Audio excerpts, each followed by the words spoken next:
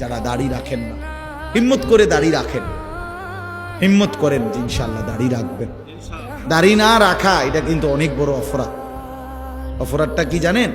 অপরাধটা হলো যে ব্যক্তি দাড়ি কাটে নিয়মিত, আমার কাছে মনে হয় সে আল্লাহর সাথে বিদ্রোহ করে এবং আল্লাহকে বলে ডাইরেক্ট যে খোদা আপনি দিবেন আমি কাটব, আপনি দিবেন আমি কাটব, আপনি দিবেন আমি কাটব, আমি বেড়া হইলে আপনি খোদারে দেখায় দিব, আপনি দিতেন পারেন কতক্ষণ আমি কাটতে পারি। তো আল্লাহও যেন বলে বান্দা কাটতে থাকো, আসতে থাকো, কাটতে কাটতে একদিন তো আমার কবরে আইবা, তো তখন প্রথম রাতে প্রথম ঘন্টায় টাঙ্গাইয়া যখন ফিটমু তখন বুঝবা